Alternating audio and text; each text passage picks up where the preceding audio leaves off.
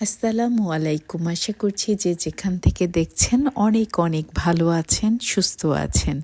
আজকে আমি নিয়ে এসেছি খুবই মজার একটা খাবার। বড় ছোট সবাই খুবই পছন্দ করে ব্রাউনি। চলুন শুরু করা যাক। প্রথমেই আমি নিয়ে নিব 200 গ্রাম বাটার। বাটারের পরিবর্তে ঘিও ব্যবহার করতে পারেন। আর নিয়ে নিব 1 কাপ, আর 1 কাপের 4 ভাগের 1 ভাগ বেকিং চকলেট। বাটার আর চকলেট আমি একসাথে ওভেনে বেক করে নিব। 30 সেকেন্ড করে বেক করব আর চেক করে দেখব পুরি মেল্ট হয়েছে কিনা।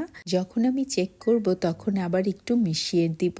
চকলেট আর বাটার মেল্ট করা হয়ে গেছে। এবার আমি একটা মিক্সিং বলে নিয়ে নিব। দেন আমি উইক্সের সাথে মিক্সড করে নেব খুব ভালো করে। মিক্সড করা হয়ে গেলে 1 কাপ ব্রাউন সুগার দিয়ে দিব। আপনারা হোয়াইট সুগারও দিতে পারেন। সুগার দেওয়ার পরে একটু ভালো করে মিক্সড করে আমি 1 চা চামচ ভ্যানিলা এসেন্স দিয়ে দিব। ভ্যানিলা এসেন্স দেওয়ার পরে আবার খুব ভালো করে মিক্সড করব। চিনিটা যখন মেল্ট হয়ে যাবে তখন আমি দিয়ে দিব 3টা ডিম। 3টা ডিম দেওয়া হয়ে গেলে আবার মিক্সড করে নেব। মিক্সের বদলে আপনারা ইলেকট্রিক বিটারও ব্যবহার করতে পারেন, বাট সেক্ষেত্রে খুবই সাবধান থাকতে হবে, খুব বেশি বিট করা যাবে না।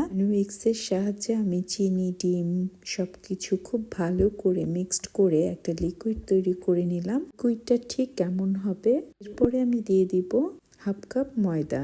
টুইক্সের সাহায্যে খুব ভালো করে ময়দার সাথে লিকুইডটা মিশিয়ে নিব।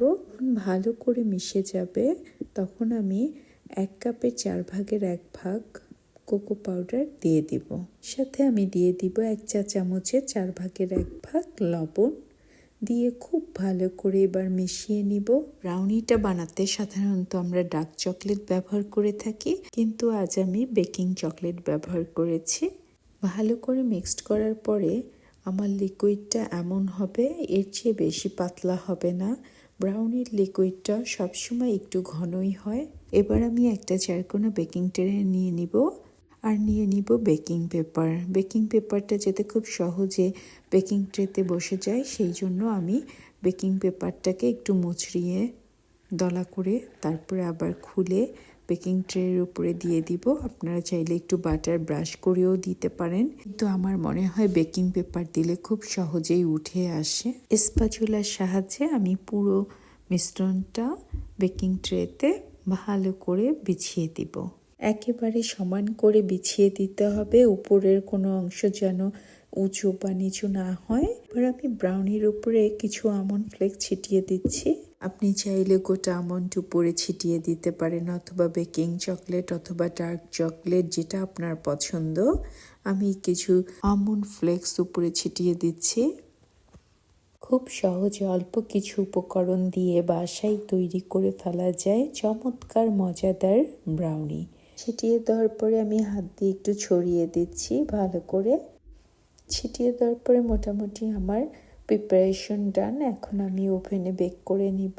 এটা আমি আগেই প্রিহিট করে নিব 180 ডিগ্রি সেলসিয়াসে। 25 থেকে 30 মিনিট সময় লাগবে এই ব্রাউনিটা বেক হতে। এবার আমি দিয়ে দিব প্রিহিট ওভেনে 180 ডিগ্রি সেলসিয়াসে 30 মিনিটের জন্য। ব্রাউনিটা বেক হয়ে গেছে, খুব সুন্দরভাবে আমি উঠিয়ে ফেলছি। বেকিং পেপার দিলে খুব সুন্দরভাবে উঠে যায়। বেকিং ট্রেতে কোনো তেল অথবা ঘি ব্রাশ করতে হয় না। ব্রাউনিটাকে আমি স্কোয়ার শেপ করে কেটে নিচ্ছি। আপনারা আপনাদের পছন্দ মতো কেটে নিতে পারেন, কিন্তু সাধারণত ব্রাউনি এভাবেই কেটে নেওয়া হয়। দেখুন এখনও কত গরম। ব্রাউনির উপরটা কত সুন্দর শাইনি হয়েছে, যেটা সচরাচর রেস্টুরেন্টেই দেখা যায়।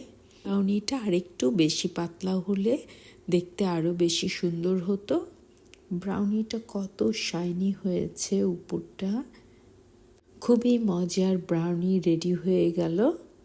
দেখতেই পাচ্ছেন এখনও অনেক গরম, ধোঁয়া উঠছে। মজাদার পারফেক্ট ব্রাউনি পেতে হলে বাসায় বানিয়ে ফেলুন আমার এই মজার রেসিপিটা ফলো করে। যদি আমার এই পারফেক্ট মজাদার ব্রাউনির রেসিপিটা আপনাদের ভালো লাগে, অবশ্যই একটা লাইক, কমেন্ট অ্যান্ড সাবস্ক্রাইব করে আমার পাশে থাকবেন। আপনারা অনেক অনেক ভালো থাকবেন, সুস্থ থাকবেন। আল্লাহ হাফেজ।